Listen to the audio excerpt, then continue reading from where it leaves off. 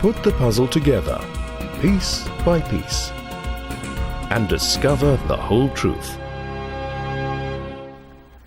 Let me introduce you again to my friend Francois Duplessis. Francois and I have known each other for over 20 years, and he's going to talk today about Anken Sempaten. Now, this was a very interesting lady, and he's going to take us to Tel El Armana. Francois. Thank you.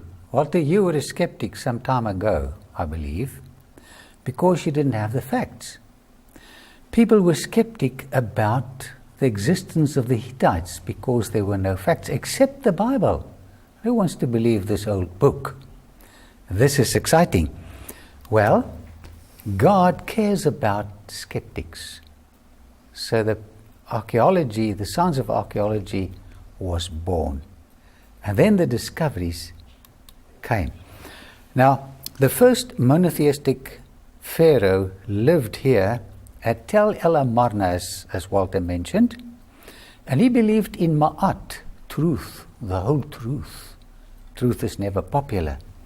Now, I visited his tomb, the only one on the eastern side of the Nile, because he didn't believe in the immortality of the soul. He believed in the person who sleeps after death. He read the story of Job. Here you can see a picture of the family, Akhenaten, Nefertiti, and some of their daughters, Mekhetaten, Meritaten, Neferuaten, and then Anken-Sempaten. She later married Tutankhaten. All ends in Aten, referring to the fact that they were monotheists. Now, it's interesting to visit the tomb of Tutankhamun as well as his treasures in the Cairo Museum. This is the death mask of the man. Now, in the year 1887, you're looking at a woman at Tel El Amarna, a peasant woman discovered 400 tablets inscribed in Akkadian cuneiform. Well, you can read them in the Louvre Museum nowadays. Here's an example of one. For the first time, archaeologists found the name of the Hittites on these clay tablets. So the skeptics, God provides for skeptics. Here's the proof. And you're looking at Hattusas, the capital of the Hittites. Hugo Winkler, a German archaeologist, in the year 1908, discovered a published letter by Mursilis, his son. And this is what the letter reads. People say that you have many sons. Give me one of your sons, and he is my husband and king in the land of Egypt. This email came from Anken-Sempaten. And the king opened his computer and he read this. Well, Supiluli Umas, this king from Hattusas, besieged Carchemish, and for a year he ignored the email from Anken-Sempaten. On his way to Tel El Amarna, he was killed. Francois, may I interject? Why is she now Anken-Sempaten when she was Anken-Sempaten before then? She had the truth, the whole truth. But to be popular in those days, you had to become a polytheist. And she changed the name to Anken-Sempaten. Amun was the main god in the pantheon of Egyptian gods. She lost truth and she changed it for the lie. Now, this is the tomb of Ai, who eventually married Anken-Sempaten. Anken-Sempaten asked the greatest king of the ancient world to give her his son to marry. Disappointments. Have you had a love relationship, a disappointment? You know, Supiluli Umas delayed 1 year before he answered Anken-Sempaten's email. Her future husband was murdered. And then she had to marry someone she didn't love. Did this happen to you? You know, we can contact God, telling him that we want his son to come into our lives to be our partner. He will respond immediately. This is the good news of the gospel. I spoke to her image, a statue in the Karnak temple, and I said, Ankensenamun, your dreams of marrying a young prince were shattered. He never reached you. But there is another prince, Jesus Christ, who never disappoints. He always responds to the call of the lonely, empty heart. God bless you. Put the puzzle together, piece by piece, and discover the whole truth. Today we're going to talk about mammals. Now, mammals are the latest of the arrivals on the evolutionary time scale, according to the scientific fraternity. And we're dealing with the last 40 million years of time. Smaller mammals were there before then, but the real mammal explosion we find in the upper layers of the geological column. And we find these amazing creatures, and they're situated up here in the tertiary layers, way up there. We find the mammalian explosion. And so it is assumed that because they appear in the upper echelon of the geological column, that is when they evolved. Now, of course, they do also occur lower in the geological column, together even with the period of the dinosaurs, so this is not strictly speaking true.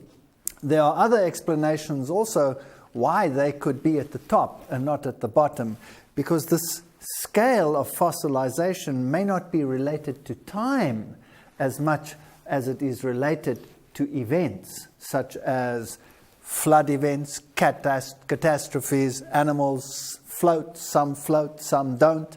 And there are many reasons as to why we can get a sequence which does not necessarily reflect the sequence in time. But nevertheless, the mammals are there at the top of the geological column. Again, if you look at the fossil assemblages, you find some amazing features. For example, here in the British Museum, they have this amazing exhibit of this fascinating fossil, and the inscription reads, Mammal Graveyard. The fossilized remains of an antelope, a gazelle, a horse, a carnivore are preserved in this slab. The fossils are surrounded by floodplain deposits, suggesting that the animals were swept together by torrential floods. There is no weathering and little damage to the fossils, so they must have been buried quickly. It's amazing, when you go to the Karoo assemblages, you find the same thing. When you go to the Morrison, you find the same thing. When you come to the mammals, you find the same thing. But nobody accepts a universal flood as a possibility as to why these animals were all buried in torrential floods. Obviously, this is not a harmonious fossil assemblage, so it must have been a catastrophe where the animals were washed together. We also find in the upper layers bone fragments en masse, like here in these tertiary deposits, all these little bone fragments showing that some of the animals must have been churned in this process. Some of them may have been floating and rotting and then buried in a subsequent turbidite. So this shows an abnormal situation, not your millions of years of chance fossilization here and there, but catastrophe. And that's exactly what the Bible would describe. We find fossil graveyards such as these. Now, surely this is not slow fossilization, chance fossilization over long periods of time. It smacks of catastrophism. In fact, that's the only logical conclusion one can come to. People will say these animals lived in the floodplains. But like I said before, floodplains stretching over hundreds of thousands of square kilometers, highly unlikely. It takes a stretch of the imagination. But here we have sea urchins buried together under the oceans. So again, floodplain deposits under the ocean. These were turbidites. These were catastrophes taking place even at the level of the sea and under the sea.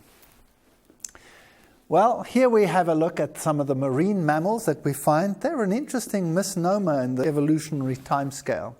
These creatures appear suddenly, and the older paleontological textbooks will admit this quite freely. The newer ones change the nuance and hide it in paleontological jargon, but the fact is, these animals appear instantly. Now, isn't it fascinating that these animals should have been derived from land animals because the mammals evolved on land. See, the scenario goes that the animals, the fish, first started to encroach upon the land, then the amphibians, then the reptiles, and out of these, the mammals developed. And now the mammals were land creatures, so how come we have all these marine mammals? Well, the theory then goes they secondarily re-entered the watery areas. So, for example, we have hippopotami, which are water-living creatures, and so the assumption is that similar land eutherian mammals secondarily encroached in the marine environment and then populated it. But now, imagine the change that must have taken place. From animals that walk on all fours with tails and structures suited to land environments, they have to return to the waters, lose all those anatomical features, develop a totally different musculature, a totally different physiology in terms of breathing, a total revamped, physiologically, anatomically, an entire reconstruction of the creature without leaving a trace in the fossil record. Surely that doesn't make much sense. Here we have marine mammals. Each of them we find in the fossil record already fully established as we have them here. The cetaceans, the marine mammals, the giant mammals, when they occur in the fossil record, there they are. Of course, there were other creatures living in the sea which don't live there now, which is part of the extinction scenario. The largest mammals, the largest creatures that ever lived are these giant marine cetaceans like the whales. And the ancestral story becomes very, very intriguing. There has to be a link between creatures that had legs and creatures that do not have legs. And so this is the supposed ancestral link, some 10 million years ago, back to 60 million years ago. They had a hypothetical mesenchyme skeleton down here, for example. Now notice the word hypothetical. What does that tell you? Tells you that they don't have the fossil, right? Now if you go a little bit higher, you have Ambulocetus over there, a creature with legs and hind limbs, and if you go a little bit higher, then you have the modern toothed whales, etc. So this is the scenario. From a hypothetical creature, these evolved. Now there must be some concrete creature somewhere that you could pin this to. Well, one that they tend to use is Pachycetus. It's a land mammal reconstructed from a jaw and some skull fragments. So there is no real evidence as to what the whole creature looked like, or whether it swam or whether it didn't swim. Ambulocetus had hind limbs, was obviously able to walk, and it needs very imaginative reconstruction to even attempt linking it with whales. Another creature at the bottom, a Basilosaurus, a serpentine creature, was not related to whales, but is sometimes used as a possible intermediary. These were creatures in their own right, had nothing to do with whales, but there is nothing else left. They will talk about varieties that you have, for example, a shift in the respiratory opening that you find in whales. Well, you have varieties of positions even today. That's natural variability in the gene pool. Now, Charles Darwin speculated that bears gave rise to whales. Because bears like to swim in water, he conjectured that they somehow lost their legs and eventually, over millions of years, turned into whales.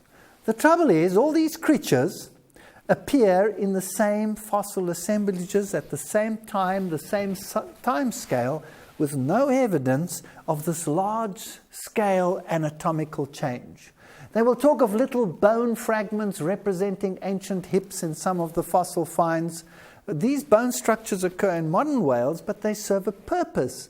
They are not structures that resemble something that existed in the past. They are necessary today. They are there for muscle attachment. They serve a purpose. They're not a relic of evolutionary processes.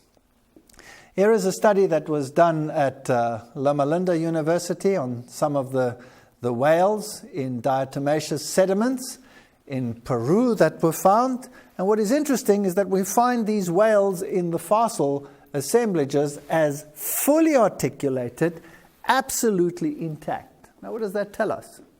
This tells us that this creature, or this huge number of creatures, because there are whales lying all over in this particular scenario. There's one over there, there's one over here, and various ones lying in close perimeters. All of these whales must have been buried instantly. Now think about that. What buries a whale instantly if it isn't a mega catastrophe, a mega mudslide such as we do not see in today's world? Here are modern whale carcasses. They become disarticulated very rapidly, but these fossil finds are fully articulated, showing a totally different environmental circumstances. When they lie under the sea, they also become disarticulated very rapidly. So this must have happened instantly. Again, there's a pointer to catastrophism and not long periods of time. Well, let's turn to some other fossils. Here we have a fossil bat. Now, the interesting thing about fossil bats is that they're very large, larger than anything that we find today. Now, does that make them primitive, or does that make them advanced? That's the question we have to ask ourselves. Primitive or advanced? Well, they're exactly the same as modern bats. There's no anatomical difference in terms of their skeletal structure. And when they appear in the fossil record, they are fully formed. There are no half bats, quarter bats, three-quarter bats, fully formed. So surely this points to creation rather than to evolution over time. Now, when you turn to the textbooks of the mammalian periods where the mammals reigned, you will find these interesting pictures of these huge creatures, so very different from what we find today. And the idea is posted in the mind that the world millions of years ago was very different to what it is today. So, for example, you will have the giant mastodons roaming the earth, the giant sloths, the saber-toothed tigers, and it is made to appear as if this was the world then, and what we have today is a totally different world. Well, in actual fact, that's not true at all. Because when you had the saber-toothed tiger, you had tigers with normal teeth as well. That was the range that you had, the variability in the gene pool. And over time, that variability was reduced. That is not evolution. That is particularly interesting in terms of change over time, rapid or slow. Obviously, the entire gene pool accommodates everything from small teeth to large teeth, and then by natural selection, which is a process, eliminating the less fit, which I don't have a problem with, except in terms of making it a progenitor of new forms of life. It's just sorting out what is already there. So these are unfair conjectures as far as I'm concerned. Let's go to the tar pits of the world. This is Labrie.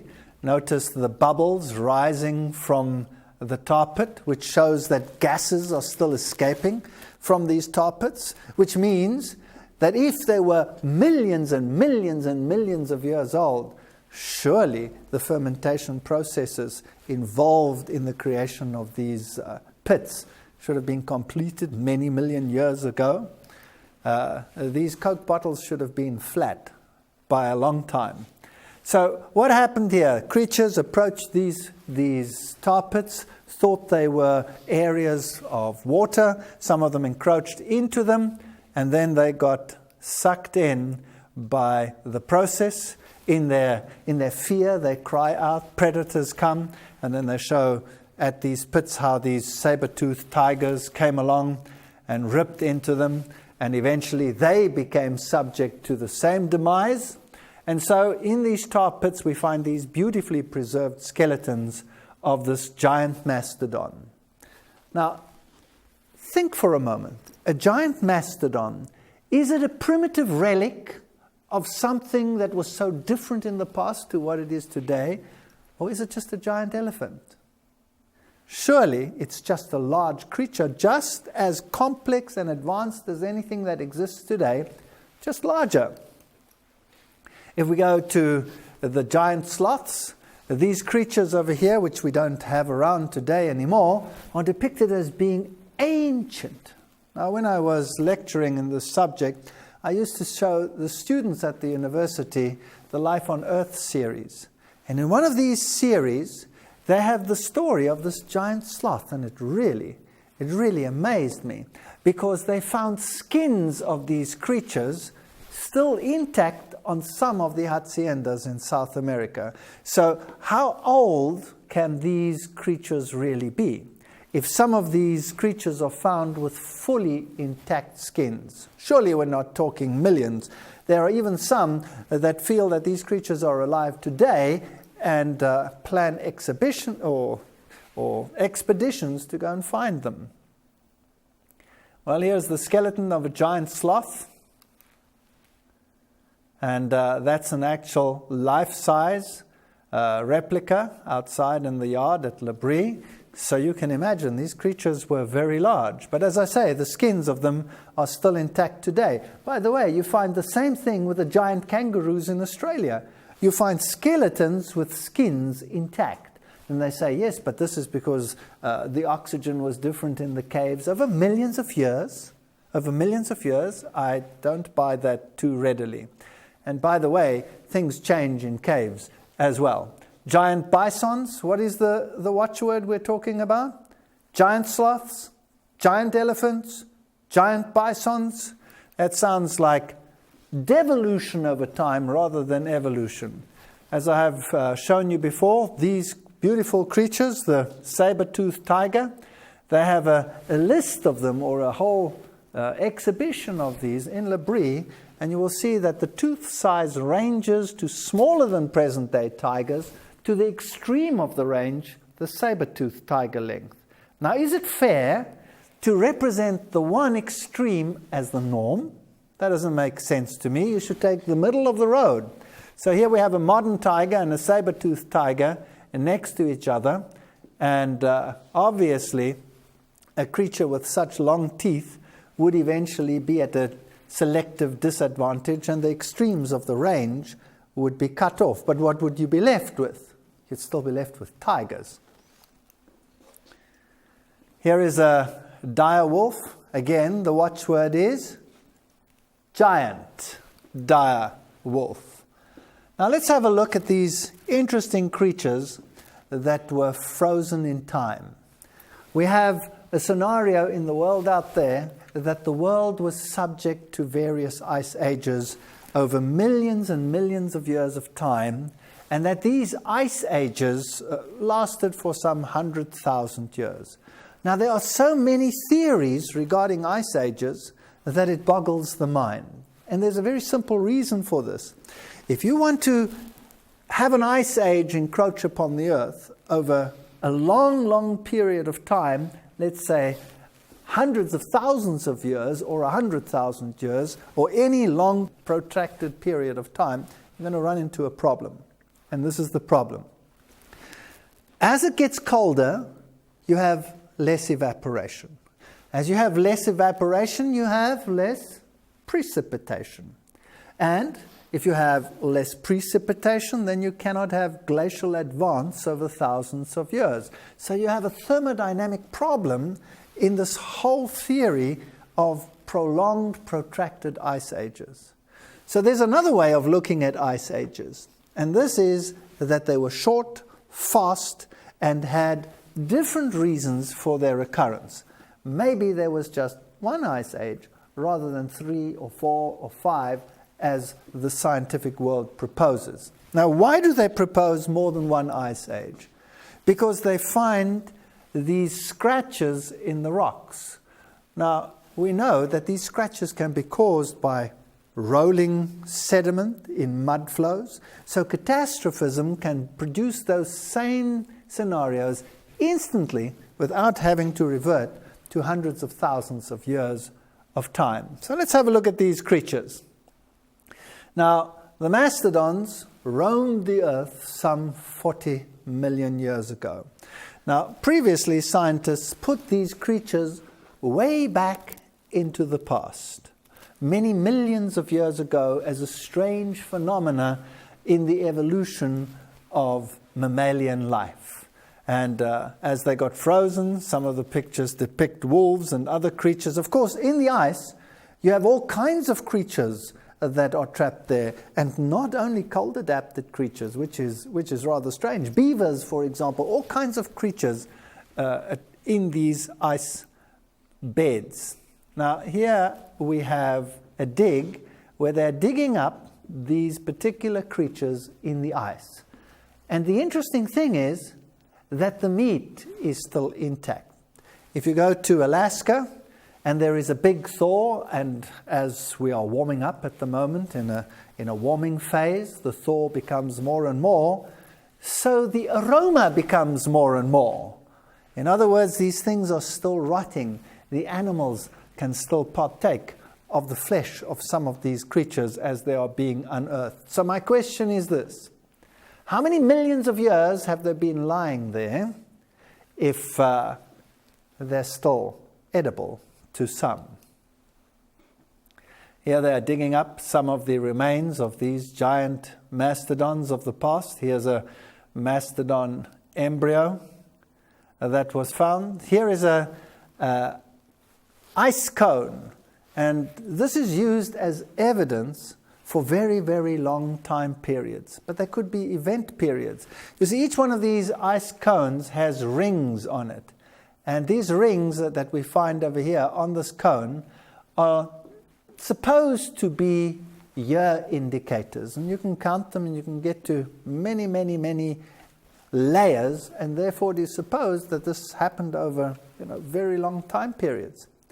However, there are also cases of aeroplanes that made crash landings on these northern islands and that were buried in snow, and they have many layers above them, far more than the years indicate. So these could be event layers, a snowstorm, a thaw, whatever. It doesn't necessarily have to depict long ages of time. In fact, when you go to the glaciers of the world that are supposed to be relics of ice ages lasting hundreds of thousands of years, here such as at Athabasca Glacier, it is found that these glaciers advanced and are receding far faster than the scientific world ever anticipated. These glaciers are in a giant melt at the moment, and here you have the year signposts of where the glaciers were in the past. And so the scenario is that complete glaciation, instead of lasting hundreds of thousands of years, could have taken place in a few hundred years. That really cuts the geological timescale down tremendously. Yes, there were ice ages. We have lots of evidence of glaciation. The question is, over what time period did they take place? Here we have some beautiful glacial lakes in the north of Canada. Now, what could have changed that produced this sudden climatic alteration on the planet? Well, some conjecture that meteors struck the planet, and this is also one of the theories that is used for the extinction of the dinosaurs, although the dinosaurs are lying in watery mass graves. But let us have a look at this possibility. We find a lot of meteor impacts on the surface of the Earth, and this could have produced tremendous volcanism. Here we have the great Arizona crater. There are huge mega craters in Siberia, along the coast of Africa, and so the Earth was subjected to a period of bombardment. Well, this would have produced tremendous volcanism. Now, a volcano spews out ash and gases, and these can shield solar radiation. One volcano, Mount St. Helens, for example, reduced the average temperature of the Earth quite considerably, and a large one like Krakatoa can do so even more.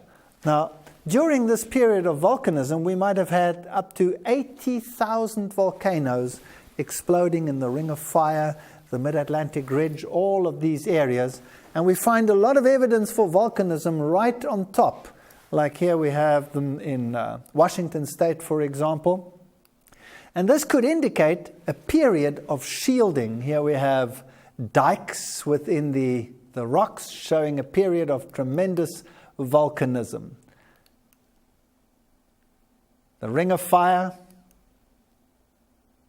St. Helens eruption, all of this dust shielding the solar radiation and causing a tremendous drop in temperature. So you could have had a rapid ice age, and it didn't have to necessarily take place over millions of years. Now, we have to look at the transition from all of this mammalian evolution into the evolution of man. And we will continue with this after a short break. Put the puzzle together, piece by piece, and discover the whole truth. Put the puzzle together, piece by piece, and discover the whole truth. We were talking about the dawn of man, the last little cherry on top of the evolutionary advance from the simple mammals up to this bipedal intelligence roaming the planet. Now, the evidence that is presented seems so overwhelming that there really is all this evidence for evolution. When on the other hand, you read between the lines, there is no such evidence, absolute evidence. Here's an interesting cave drawing. It's a cave drawing of a mastodon. Now, this presents a problem, because remember, on the evolutionary time scale, these creatures existed eons, millions and millions of years ago, and then went extinct and gave rise to the more modern creatures that we have today, many millions of years later. But if there are cave drawings of this creature, then obviously man and these creatures must have been contemporaneous. We also find interesting phenomena of human spearheads and things like this in some of these creatures. So surely man and these creatures were contemporaneous. Now you have a problem. Do you take the dawn of man back, or do you bring the end and the demise of the mastodons forward? Well, you don't want to take man back. That wouldn't fit the evolutionary time scale, after all. We're the cherry on top, right? So you have to bring the other one forward. So it's easy to adapt when the evidence demands an adaptation. But nobody would go so far as to say that, well, maybe they were all there at the same time. Let's have a look at the dawn of man. Here we have these typical depictions of modern humans and their evolutionary advance from a somewhat quadrupedal walk to a bipedal walk. And one of my colleagues at my university, one of my universities, actually went public on a radio interview saying that the apes came down from the trees when the trees became less abundant owing to climate changes, where you went from these arboreal or tree-living environments to grasslands. And then these creatures walked in the grass and they had to go on their hind legs to look over the top. And this is how the upright gait eventually evolved. Now that's not even Darwinism, that's Lamarckism. That is wishful thinking. Do birds fly because they have wings, or do they have wings because they fly? Obviously, they fly because they have wings. Otherwise, we could flap around and hope to fly, and eventually we would, right? It doesn't happen like that. That's Lamarckism, and that was debunked many, many years ago. So none of this happened. If anything must have happened, there must have been a variety, some more upright than others and had a selective advantage, etc. Nevertheless, the idea is they came down from the trees into the grassland situation. They not only changed their mode of locomotion, they also changed their diets, because now, all of a sudden, they became hunters and they became carnivores when before they seemed to be quite happy with leaves and bananas. How man began. These are Time magazine issues showing the dawn of man, and it seems to me that every few years they have this slogan, just in case people might forget where we come from. How man began, fossil bones from the dawn of humanity. And then, how man began, amazing discoveries 2.5 million years ago. But please note what these creatures look like. They don't look like modern man. And the one on the left over here He has a couple of cuts and bruises and scars because, you see, evolution is a process of violence. You have to overcome the odds in order to rise to the top of the evolutionary tree. And so death and fitness and survival are part of the equation. So they're always depicted as these bloodthirsty creatures. And carnivores are more apt to evolve strategies of overcoming so that they may survive, and that leads to intelligence. Well, if you ask an evolutionist whether we come from the monkeys, he's pretty disgusted because obviously we don't come from the monkeys. Our ancestor, the common ancestor, is the tree shrew, which is the one at the bottom over here. Now, the tree shrew has eyes on the sides of his head, and then over time it evolved so that the eyes moved to the front. Now, this would increase the triangulation and the accuracy of judging distance in terms of jumping. It's amazing, though, that the tree shrew never misses. It never misses a jump. So what the selective advantage in terms of jumping is, I wouldn't know. But the movement of the eyes to the front enables the brain to increase in capacity. And so we came down from the trees where we had an arm-to-leg ratio of 1:1 and changed to an arm-to-leg ratio of 3/4:1. So the arms are shorter than the legs. Unless you're me, of course.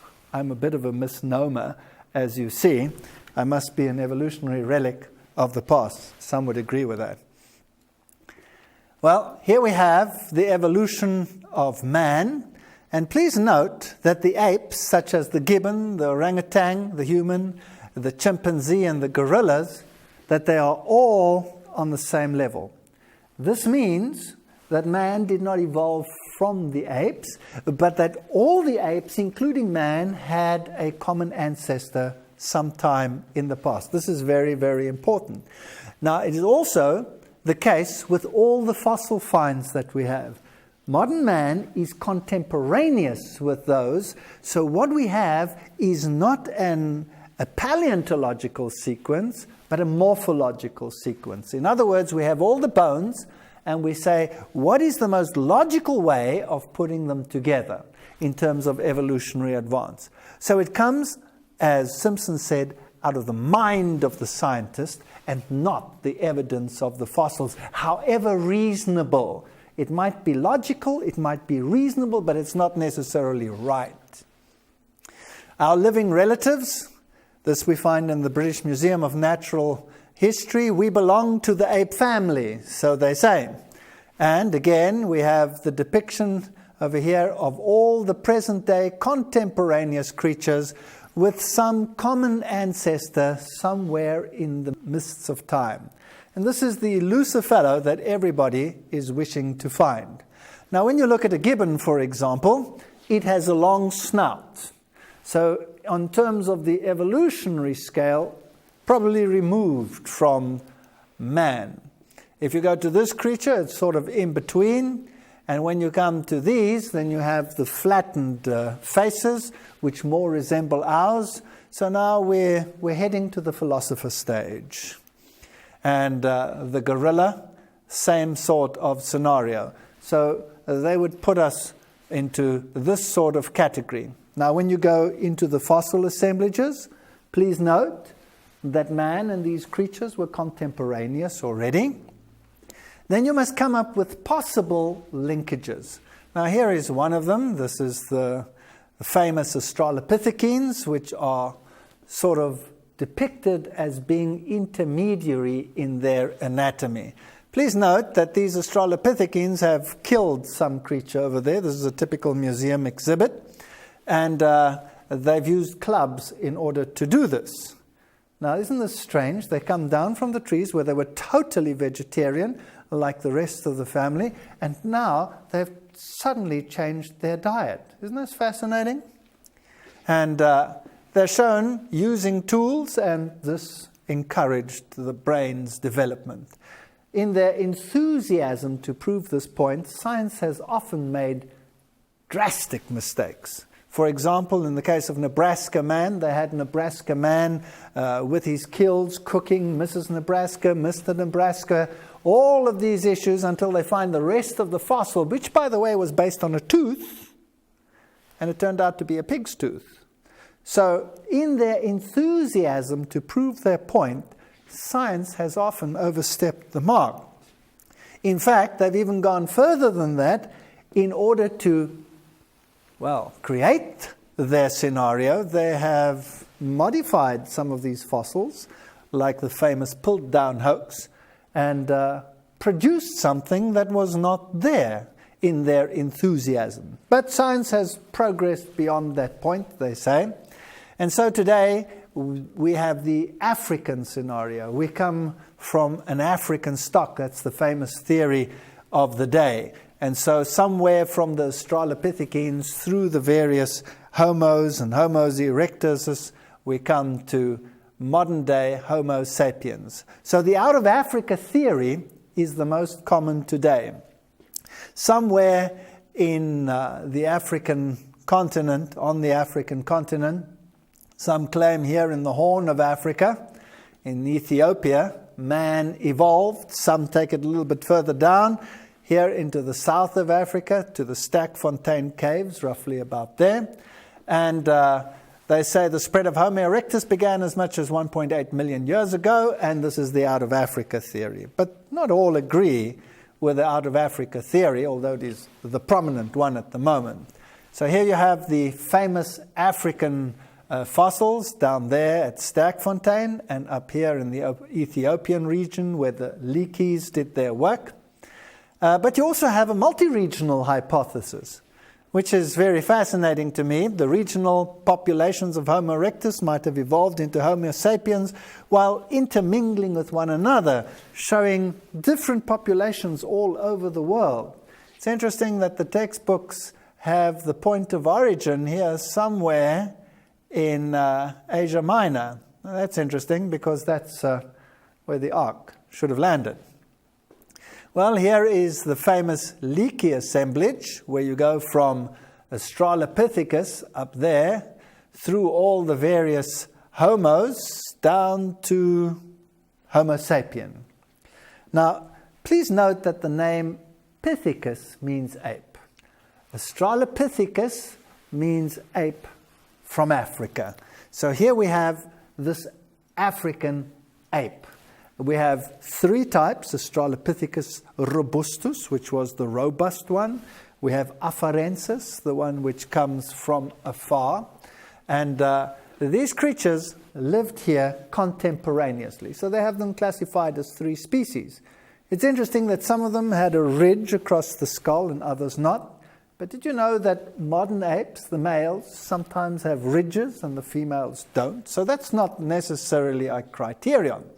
Here in the Olduvai Gorge, they found tracks in stone. Now, obviously, these were made by the Australopithecines, so it is supposed. But man was there already. He was contemporaneous. He lived in the same region. So here in Olduvai, although you find Australopithecine skulls, you also find remnants of human populations. And there's no evidence that the footprints were made by anything other than humans, particularly since apes have an offset toe, which humans have, and the footprints depict more of a human nature than an ape nature. This is the famous skull in the Kenya Museum of one of these famous Australopithecines. So that's the one line. Now, here are the Australopithecine skulls. All of them are ape. So there's nothing intermediary about them. They're either 100% ape or they're 100% hominid. Here you have the hominid skulls, and again, they're human with varieties, just like we have human varieties of skulls today. And nobody would imagine classifying them any different in this time in which we live. This is the famous Johansen, who was famous for the Lucy discovery, and Lucy grabbed the world. In fact, this was one of the posters that was used in the International Lucy Day, where they had posters of this nature all over Europe. And you can see the dawn of intelligence in those eyes as she is evolving. This is a depiction in the British Museum. Is Lucy more closely related to humans than other Australopithecines? Note the answer. This question is still unanswered, partly because each kind of Australopithecine has unique features that could link it with human beings. Now, isn't this amazing? Australopithecines are apes. They say we have so many remarkable resemblances to apes. And one of the most favorite ones, of course, is the similarity of the DNA. We share so many common genes. Well over 95% of the genes are in common. But these are only structural genes, not the controlling genes. And a tiny little percentage would make a huge difference. What if we shared 75% of the genes with a particular species? Would that make us related? Well, if it did so, we'd be related to the banana, because we share 76% of those genes. So I'm not too enthralled by the similarity of the gene pools. Well, here we have all the Australopithecines using their tools. Note how they have advanced over time, how they are gathering wood and forming social groups. This is the famous Lucy skeleton. And Lucy is supposed to have been an intermediary, but there are so many gaps in this particular fossil. For example, the skull, which we find at the top there, is 100% ape. The arm-to-leg ratio is supposed to be midway between human and ape. But there are so many gaps, there are so many pieces missing in these arms and in these legs, that how do you determine the ratio accurately? The hip is another feature which is often associated with a hominid type structure, a more human relationship, although not with this particular hip. So it was conjectured that the hip was distorted.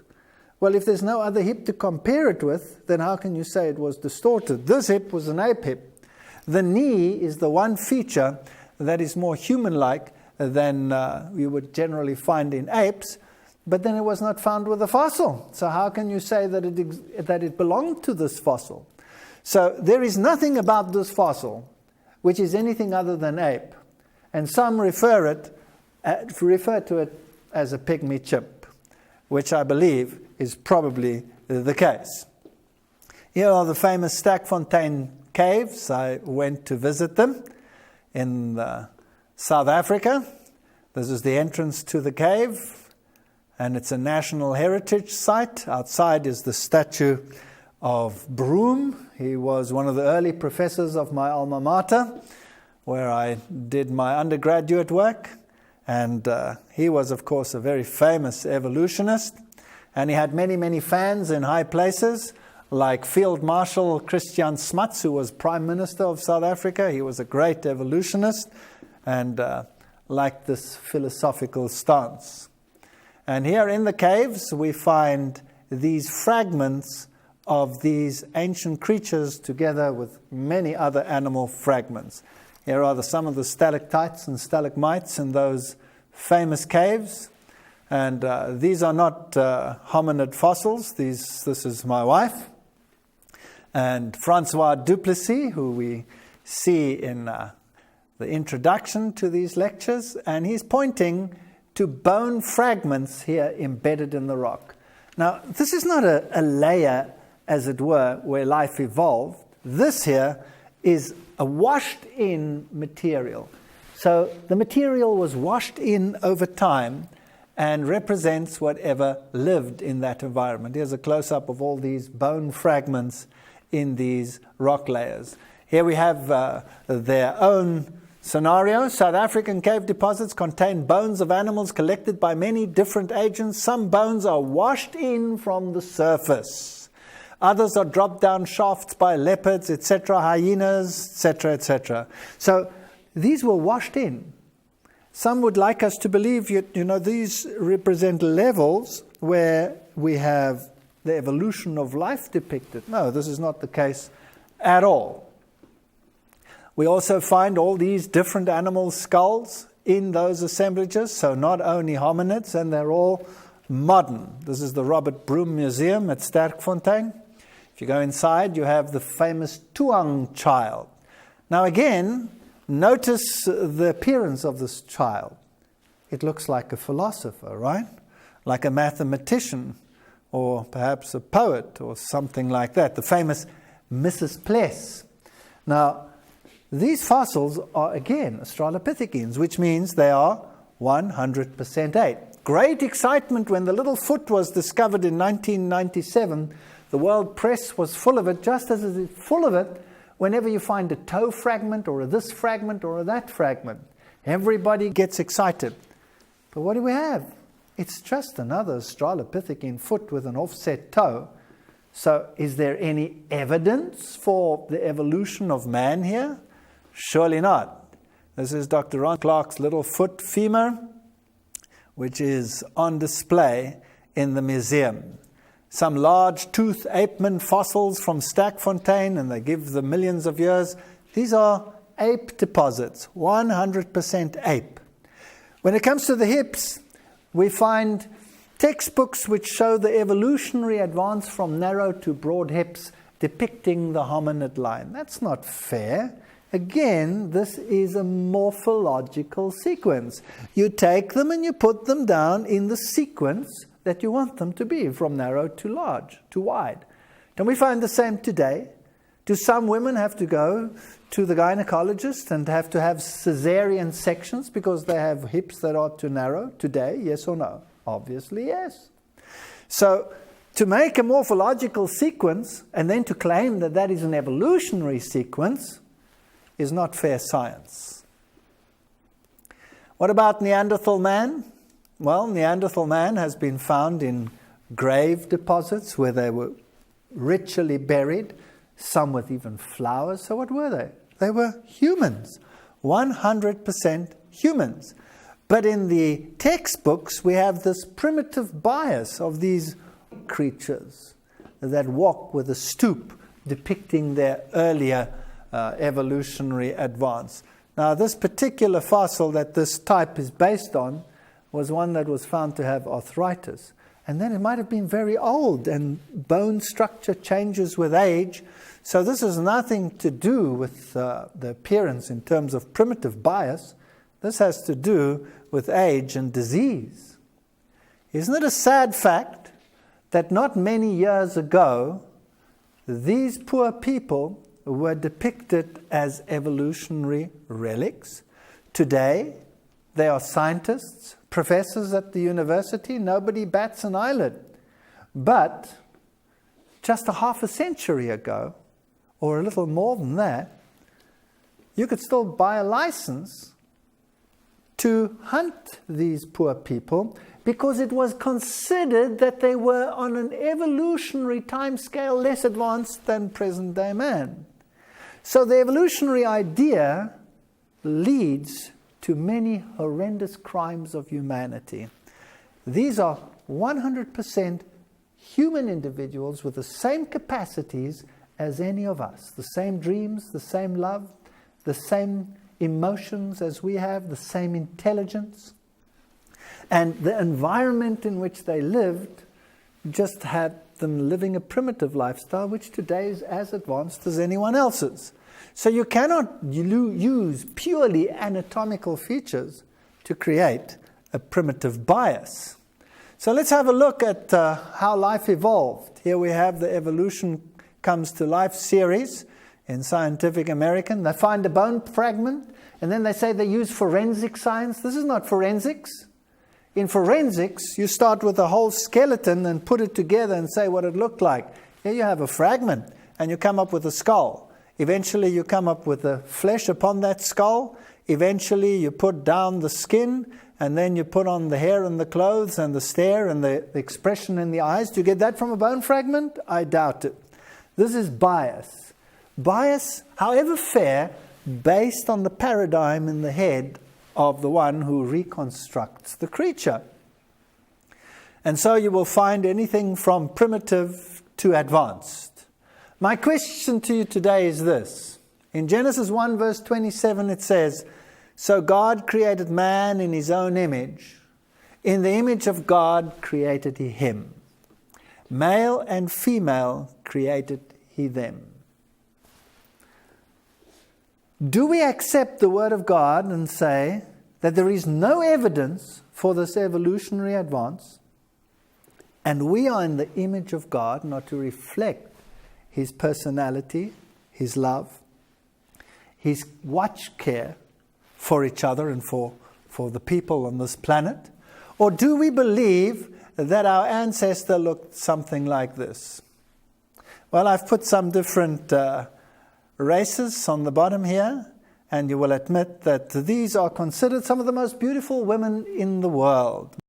The variety that was available in the gene pool made it possible for all the different varieties of man that are on this planet today. Choose thee this day whom you will believe. Either God, and if so, serve Him, or science. We are all unique, isn't that so? Join us next time as we look at the bigger picture regarding the great diversity that we have on this planet in the lecture on the genes of Genesis.